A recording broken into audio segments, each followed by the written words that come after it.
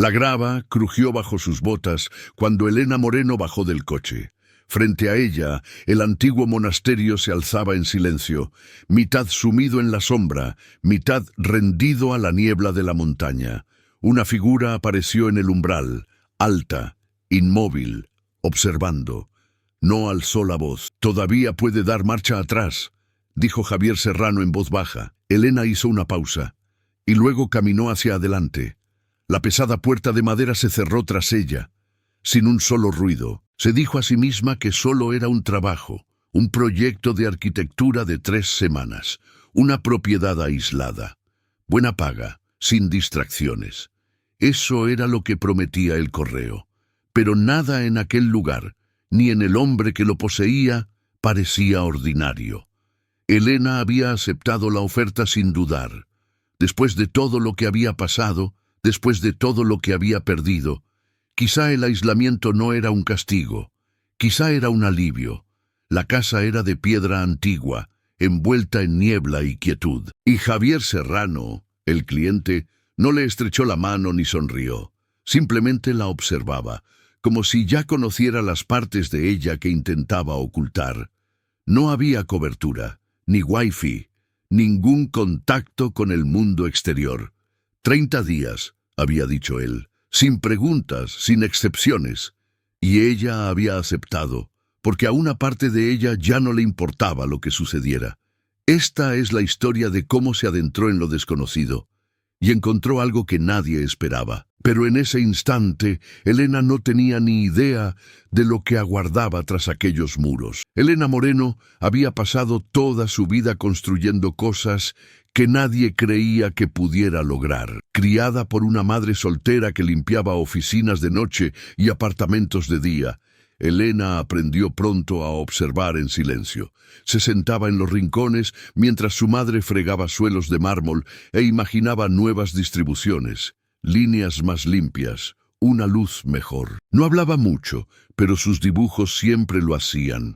Años más tarde, con un título de arquitecta y un portafolio admirado por gente que nunca se molestó en preguntar de dónde venía, Elena por fin se había ganado un sitio en la mesa. Pero también había pagado un precio, horas interminables, agotamiento. Y lo peor de todo, perder a su hermano pequeño por algo de lo que nunca habla. Un silencio que se tragó su última conversación y se negó a marcharse. Así que, cuando llegó la oferta, rediseñar ciertos interiores de un monasterio remoto y aislado en los picos de Europa, dijo que sí antes de leer la letra pequeña. El viaje duró 6 horas, las 2 últimas por un camino de tierra devorado por los árboles. Cuando llegó, el aire era frío, el edificio quieto, casi expectante. Una mujer llamada Isabel la recibió en la cancela. No le ofreció un apretón de manos. No dijo mucho más que sígame. Su uniforme gris combinaba con los muros de piedra. Dentro, el aire era más frío, más denso. El pasillo principal estaba flanqueado por altas ventanas en arco, pero la luz apenas lograba atravesar el cristal. Elena dejó la maleta en la habitación de invitados que le asignaron. Estaba impecablemente limpia, minimalista. Una cama, un escritorio, cortinas pesadas, probó con el móvil, sin cobertura. Buscó wifi. Nada. Se dijo que no pasaba nada. Necesitaba la concentración.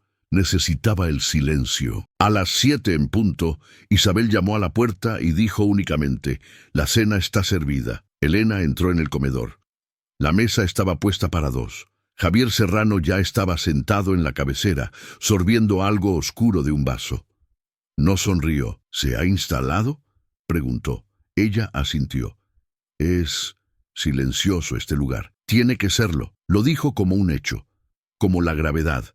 Y luego: «Recuerde las reglas, señorita Moreno. 30 días, sin preguntas, sin contacto. Todavía puede marcharse». Elena lo miró. Algo en su calma la perturbaba más de lo que la rabia podría haberlo hecho jamás.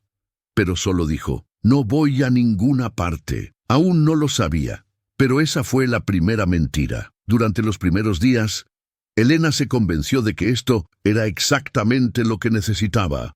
Ni reuniones, ni teléfonos zumbando, solo muros de piedra, planos desplegados y sus propios pensamientos. Pasaba horas caminando por los pasillos con su cuaderno de bocetos, anotando detalles que la mayoría de los arquitectos pasarían por alto. La forma en que la luz se derramaba de manera desigual por el suelo, como las ventanas orientadas al norte parecían deliberadamente estrechas, como para retener algo dentro.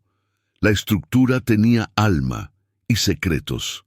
Javier no interfería, observaba, en silencio, siempre a distancia, siempre vestido con tonos apagados, camisas con las mangas remangadas, zapatos negros que no hacían ruido. Aparecía en momentos extraños, en el umbral de la biblioteca mientras ella investigaba, o detrás de ella cuando examinaba las baldosas del suelo.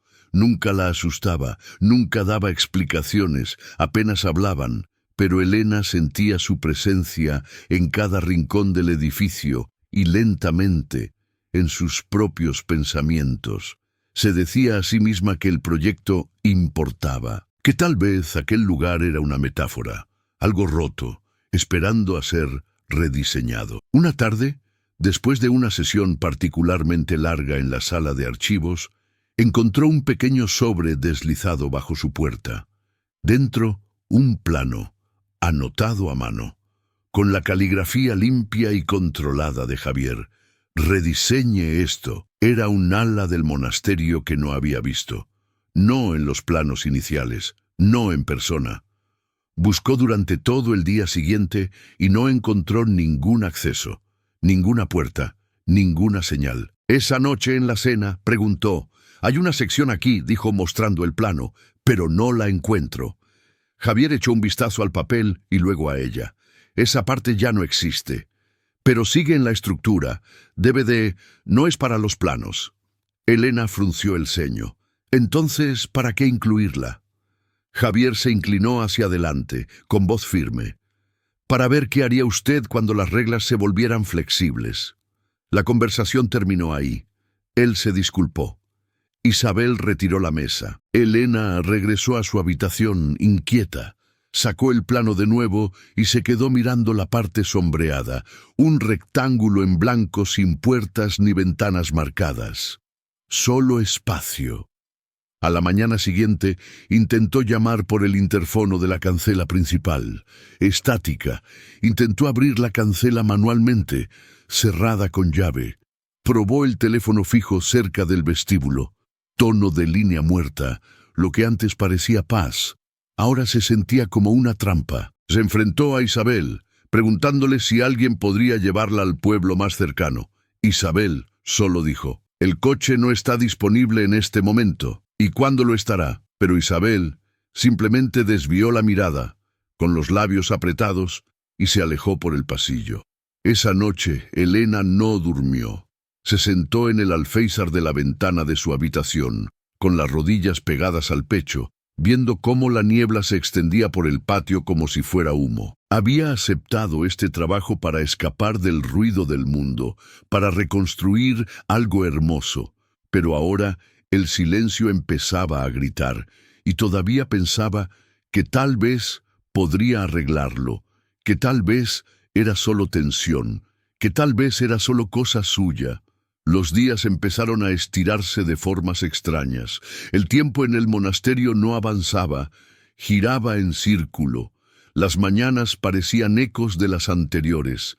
Las noches se hacían más largas, más oscuras, más pesadas. Elena dejó de mirar el reloj. No había cobertura, ni noticias, ni mundo exterior, solo piedra y silencio. Intentó sumergirse en el proyecto, redibujando vigas, refinando arcos, documentando la estructura con una precisión obsesiva. Pero algo en el ritmo había cambiado. El aire mismo se sentía diferente, más denso, vigilante. Javier se volvió esquivo, se saltaba las cenas, evitaba los espacios compartidos. Cuando lograba vislumbrarlo, a lo lejos, al otro lado del patio, o desapareciendo por un pasillo, no hablaba, ni siquiera la miraba. Isabel no decía nada. Se movía por la casa como una sombra. Una tarde, Elena siguió el sonido de unas voces. Era un sonido débil, apenas audible. Dos personas susurrando detrás de una gruesa puerta cerca del ala de la capilla. Pegó la oreja a la madera. Luego, silencio. Cuando empujó la puerta, la habitación estaba vacía. El polvo del suelo, intacto. Empezó a preguntarse si estaba imaginando cosas. Esa noche intentó abrir las puertas principales de nuevo. Seguían cerradas. Llamó. Nada. Gritó. Ninguna respuesta. De vuelta en su habitación, arrancó los planos de la pared, esparciéndolos por el suelo. Quería llorar, pero las lágrimas no salían. Solo esa opresión en la garganta que se sentía como ahogarse con algo invisible. Se metió en la cama, completamente vestida, con las luces apagadas, mirando al techo. A las 3:14 de la madrugada, oyó pasos en el pasillo, lentos, precisos, justo al otro lado de su puerta. Se detuvieron. Se incorporó en la cama conteniendo la respiración. Una sombra pasó por debajo de la puerta. Luego, nada. Ni un golpe, ni una voz, ni un movimiento. Se quedó paralizada durante horas, con los músculos agarrotados y el corazón latiendo contra sus costillas. Cuando amaneció, el pasillo estaba vacío de nuevo, el comedor intacto. La casa parecía abandonada, y sin embargo, ella sabía que no lo estaba. Más tarde ese día, entró en el ala oeste, una sección que Javier le había dicho una vez que estaba en obras, pero no parecía en construcción, parecía olvidada. Sillas cubiertas de polvo, alfombras descoloridas, marcos de cuadros sin fotos. Encontró un piano contra la pared del fondo. Una tecla estaba rota. Presionó las otras suavemente, unas pocas notas, apenas audibles, una melodía que no existía del todo. Se quedó allí mucho tiempo. Esa noche, Javier finalmente reapareció. Estaba sentado solo en la vieja biblioteca, con una única lámpara encendida sobre él, leyendo algo encuadernado en cuero. No levantó la vista cuando ella entró.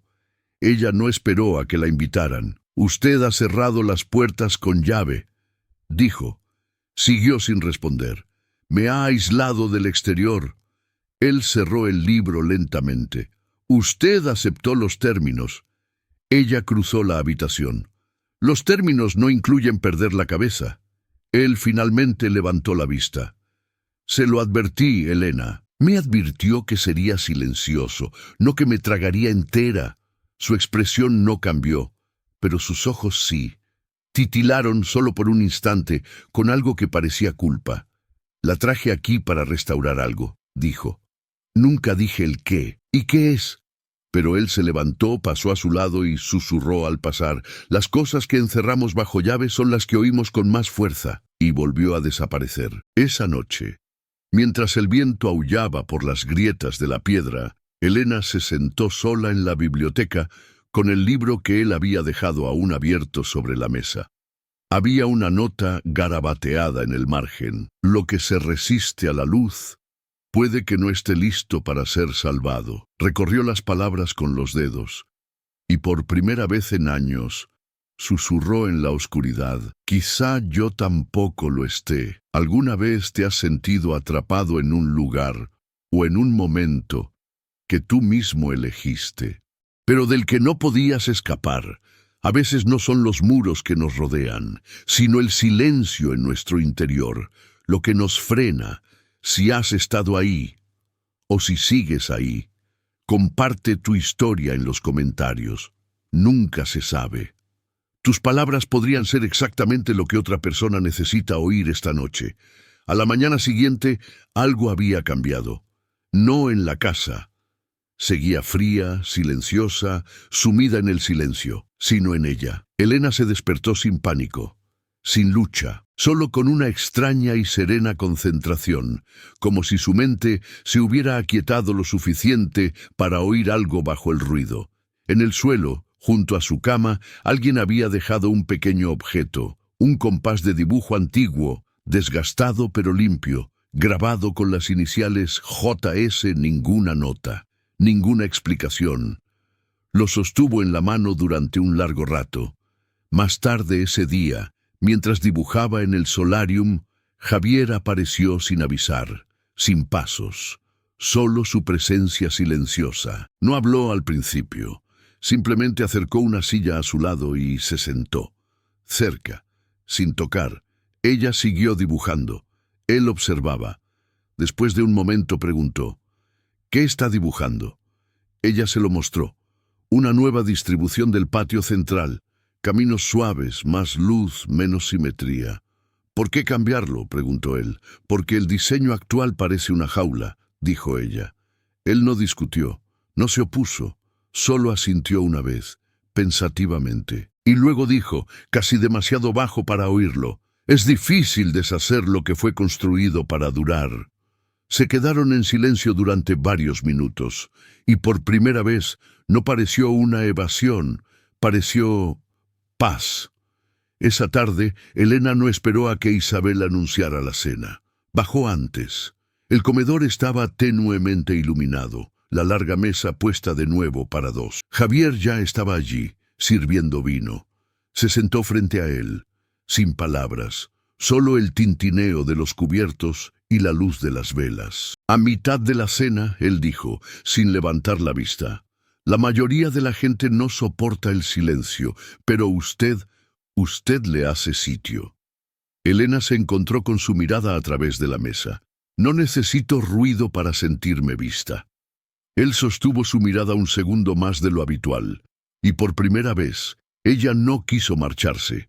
No porque estuviera atrapada, sino porque algo dentro de ella, por fin, había dejado de huir. Elena empezó rediseñando el claustro central, redibujó los ángulos, ensanchó los arcos y añadió pasarelas que se curvaban, formas suaves y humanas, en lugar de una geometría rígida. Javier había solicitado originalmente mejoras discretas, pero ella fue más allá, no para desafiarlo, simplemente porque por primera vez sentía que algo fluía de nuevo a través de ella.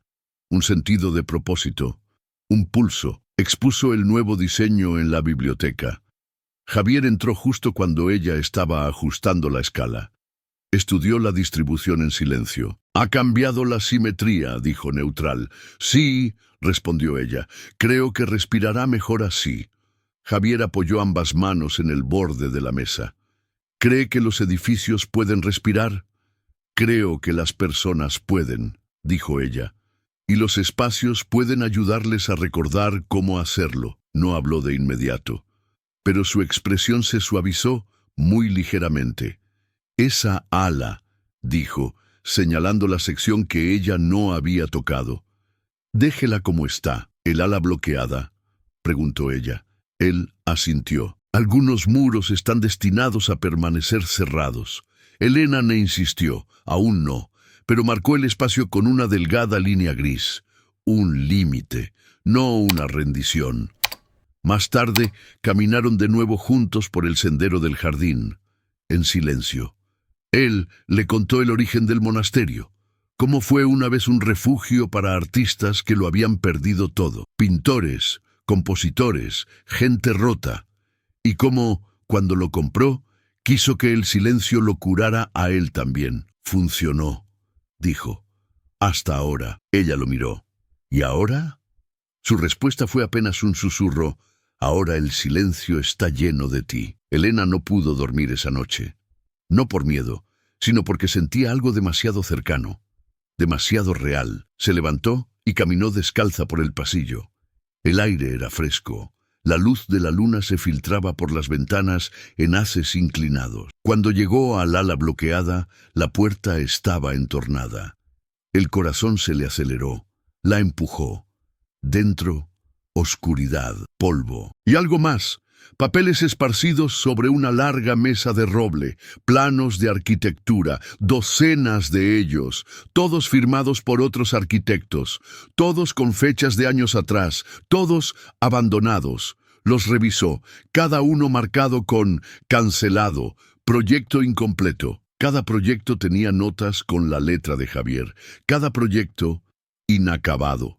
Una fría comprensión se apoderó de ella. ¿Era solo una más en una larga lista? ¿Otra visión traída y luego apartada?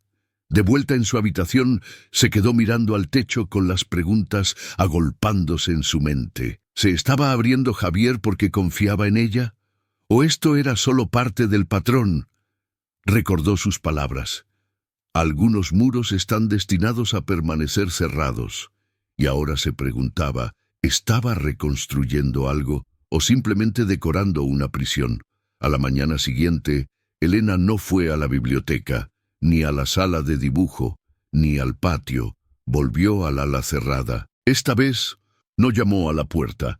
Entró como si le perteneciera. Javier ya estaba dentro, de pie junto a la ventana del fondo, observando los árboles mecerse más allá del muro. Un fuego bajo ardía en la chimenea de la esquina. Los papeles seguían esparcidos por la mesa, intactos. No se dio la vuelta. «Los has mirado», dijo. El repentino cambio al tuteo la hizo detenerse. «Sí». «¿Y ahora quieres irte?» «No», dijo ella con firmeza, aceptando la invitación a la cercanía. «Pero quiero entender». Javier se giró lentamente. Su rostro era indescifrable. «Los trajiste aquí», dijo Elena acercándose. «A todos ellos, gente con talento, cada uno con una voz. A cada uno se le pidió que arreglara algo, pero ninguno se quedó». «No se fueron», dijo él en voz baja. Ella se detuvo. «¿Qué? No se fueron», repitió. «Terminé cada proyecto antes de que empezara». «¿Por qué?» La mirada de Javier cayó. Respiró hondo. «Porque no puedo soportar lo que pasa cuando se acercan demasiado». Elena negó con la cabeza. «¿Demasiado a qué? ¿A la casa? ¿O a ti?» Él levantó la vista, y ahí estaba, la primera grieta. «Construí este lugar para mantener el mundo fuera, pero cada vez que alguien cruza esa puerta, recuerdo lo que se siente al necesitar». «¿Necesitar qué?», preguntó ella casi susurrando. «Ser visto», dijo él. Se acercó a ella, más vulnerable de lo que nunca se había permitido ser. Cuando guardas silencio el tiempo suficiente, la gente deja de hacer preguntas. Lo llaman control, pero no lo es. Es miedo. Elena se quedó quieta con los ojos fijos en los de él. «No estoy aquí para salvarte, Javier. Lo sé, vine aquí para arreglar un espacio. No esperaba que me abriera en canal, pero ahora que estoy abierta, no voy a fingir que esto no importa». Él asintió lentamente, con dolor en su expresión. «No quiero perder esto, pero no sé cómo conservarlo sin hacerle daño». «Entonces, déjame elegir a mí», dijo ella. «Deja de cerrar puertas por mí». Él dudó. Luego se hizo a un lado. Con una mano tiró de una cuerda de la pared. Las pesadas cortinas detrás de él se abrieron con un gemido. Una enorme ventana en arco se llenó de luz, del tipo de luz que la habitación no había visto en décadas. El calor golpeó su piel como un recuerdo. Elena avanzó lentamente hasta que estuvieron hombro con hombro, sin palabras, solo luz y el leve sonido del viento llevándose algo. Se volvió hacia él. «Tú construiste este lugar para protegerte», dijo ella, «y tú viniste aquí para desaparecer». Él asintió. «Pero yo te veo». Sus ojos se llenaron, no de lágrimas, sino del peso insoportable del reconocimiento. Ella buscó su mano. Él la tomó, sin muros, sin silencio, sin contratos.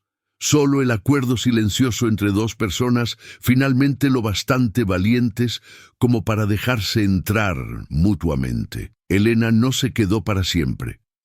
Terminó el proyecto. Reconstruyó el patio. Rediseñó el ala norte para dejar entrar el sol de la mañana. Dejó el ala oeste intacta, no porque no pudiera arreglarla, sino porque algunas historias están destinadas a permanecer grabadas en el silencio. Javier nunca le pidió que se quedara, y ella nunca le pidió que la siguiera, pero antes de irse le entregó un juego de llaves, sencillas, pesadas, limpias, para las ventanas, dijo. Él sonrió, ligeramente. En los meses siguientes, la casa cambió, de formas silenciosas, casi imperceptibles. Las cortinas permanecieron abiertas. Las comidas se servían en el jardín. Se abrieron nuevas habitaciones. Y Javier no desapareció. Empezó a contestar cartas, a devolver llamadas, dejando que el sonido volviera lentamente a su vida. Elena, de vuelta en la ciudad, abrió un pequeño estudio, no grande, no llamativo, solo un lugar donde la gente venía a reconstruir espacios que ya no encajaban con quienes se habían convertido. Nunca les decía a los clientes qué hacer, solo escuchaba, porque ahora entendía algo que nunca antes había entendido. No siempre necesitamos a alguien que repare nuestras grietas. A veces solo necesitamos a alguien que se quede ahí y no aparte la mirada. Quizá tú también has conocido a alguien así. Alguien que mantenía todas las puertas cerradas, no por crueldad, sino por miedo. Alguien que no sabía cómo pedir ayuda, pero la necesitaba más que nadie. O quizá esa persona eras tú. Si esta historia te ha recordado a algo o a alguien, compártelo en los comentarios. Porque a veces tu historia puede ser la llave que abra el silencio de otra persona. Y si crees que hasta los corazones más silenciosos pueden encontrar una conexión, que la curación no llega con el ruido, sino con la presencia, deja un like y suscríbete al canal. Aún tenemos muchas historias que contar. Historias sobre segundas oportunidades, despertares suaves y el tipo de amor que no entra a la fuerza, sino que espera justo al otro lado de la puerta.